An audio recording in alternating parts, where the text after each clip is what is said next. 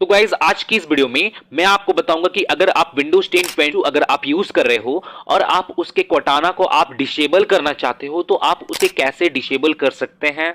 और आप यहाँ पे मेरे टास्क के बारे में देखोगे, आपको यहाँ पे मेरा कोटाना आपको यहाँ पे दिख रहा होगा, जैसे आप यहाँ पे देख सकते हो। तो ये अभी फिलहाल कोटाना मेरा अभी इनेबल है।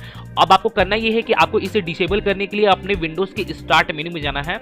स्टार्ट मेन्यू में जाने के बाद अब आपको यहाँ पे टाइप करके सर्च करना है रन, और यहाँ पे आपको अपने विंडोज के रन को यहाँ पे ओपन कर लेना है। जैसे मैं यहाँ पे अपने विंडोज के रन को ओपन करता हूँ। अब आपको करना ये है कि आपको यहाँ पे अपने रन में यहाँ पे टाइप करना है रिजिट, REGEDIT रिजिट। अब आपको इसे ओके कर देना है और आप यहाँ पे देखोगे यहाँ पे आपके सामने रजिस्ट्री एडिटर का आपके सामने एक इस तरह का इंटरफेस ओपन हो जाएगा रजिस्ट्री एडिटर का।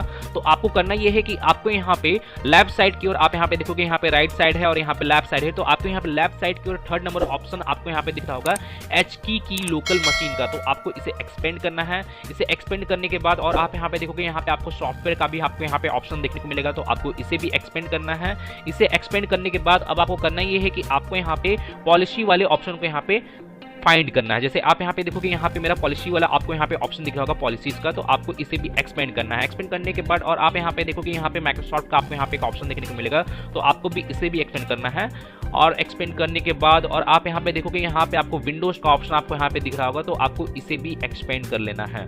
इसे एक्सपेंड करने के बाद अब आपको करना ये है कि आपको अपने इस विंडोज वाले ऑप्शन पे राइट क्लिक करना है। राइट क्लिक करने के बाद और आप यहाँ पे देखोगे, यहाँ पे न्यू का आपको यहाँ पे ऑप्शन देखने को मिलेगा। और यहाँ पे न्यू के राइट साइड में आप यहाँ पे देखोगे, यहाँ पे आपको की का ऑप्शन आपको यहाँ पे देखने को मिलेगा। तो आपको इस की वाले ऑप्शन पे क्लिक करना है और आप यहाँ पे देखोगे, आपके सामने यहाँ पे न्यू की आपके सामने यहाँ पे क्रिएट हो जाएगा। तो आपको करना ये है कि आपको अब इस न्यू की का नेम देना है Windows search, WINDWS Windows search,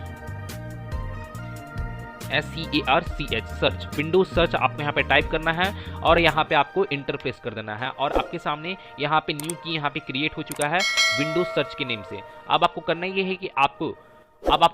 है कि आपको इसे सेलेक्ट कर लेना है। जैसे मेरा यहाँ पे ये बाय डिफॉल्ट यहाँ पे सिलेक्टेड ही है विंडोज सर्च। तो आपको करना है इसे सेलेक्ट करने के बाद और आप यहाँ पे राइट वाले सेक्शन में देखोगे, यहाँ पे आपको यहाँ पे राइट क्लिक करना है। राइट क्लिक करने के बाद और आपको यहाँ पे न्यू वाले ऑप्शन पे क्लिक करना है और आप यहाँ पे देखोगे, यहाँ पे आपको फोर्थ नंबर आपको यहाँ पे DWORD 32 बिट वैल्यू का आपको यहाँ पे एक ऑप्शन देखने को मिलेगा। तो आपको करना ये है कि आपको इस ऑप्शन पे क्लिक करना है।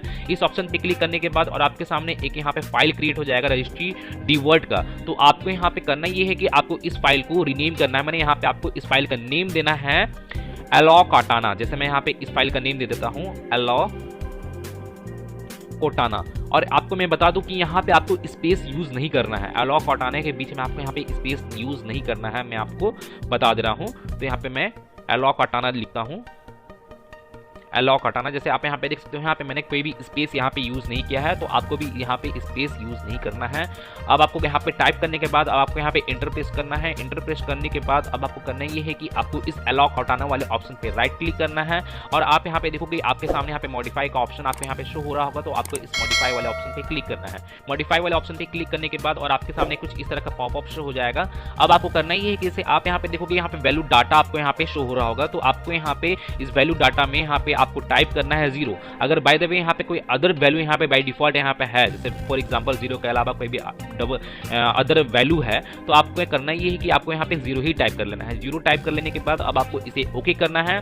ओके करने के बाद अब आपको करना ये है कि आपको अब इस रजिस्ट्री एडिटर को आपको क्लोज करना है। क्लोज करने के बाद आपको अपने विंडोज को एक बार रीस्टार्ट कर लेना है। अपने विंडोज को एक बार रीस्टार्ट करना है और रीस्टार्ट होने के बाद जो आपका ये कोटाना है वो कोटाना आपका डिसेबल हो जाएगा। अगर by the way in future अगर आपको अपने कोटाना को इनेबल करना है तो इनेबल करने के लिए भी आपको करना ये होगा कि आपको इसी फाइल को सिंपली इसी फाइल को आपको राइट क्लिक कर इसे डिलीट कर देना है और आपका जो कोटाना है वो इनेबल हो जाएगा। तो मैं यहाँ पे अभी फिलहाल इस रजिस्ट्री एडिटर को क्लोज करता हूँ और अपने विंडोज को रीस्टार्ट करता हूँ। रीस्टार्ट करने के बाद मैं आपको दिखाता हूँ कि यहाँ पे मेरा जो कोटाना है वो डिसेबल हुआ है कि नहीं। तो गाइस जैसे आप यहाँ पे देखोगे, यहाँ पे मेरा जो विंडोज है यहाँ पे कंप्लीटली रीस्टार्ट हो चुका है। और रीस्टार्ट होने के बाद और आप यहाँ पे मेरे टास्क बार में देखोगे, जैसे मैं आपको यहाँ पे दिखाता हूँ, यहाँ पे मेरा कोटाना यहाँ पे शो नहीं हो रहा है डिसेबल होने के बाद। जैसे आप यहाँ पे देख सकते हो, तो यहाँ पे आपका जो कोटाना है वो डिसेबल होने के बाद यहाँ पे शो नहीं होगा। तो इसका मतलब ये है कि आपका जो कोटाना है वो कंप्लीटली आपका डिसेबल हो चुका है। तो गाइज मैं फिर मिलता हूँ नेक्स्ट वीडियो में। Till then and bye. और एक बात और, सब्सक्राइब बटन पे 2-3 फैट लगा दीजिएगा जिससे सब्सक्राइब हो जाए और घंटी वंटी गिर जाए।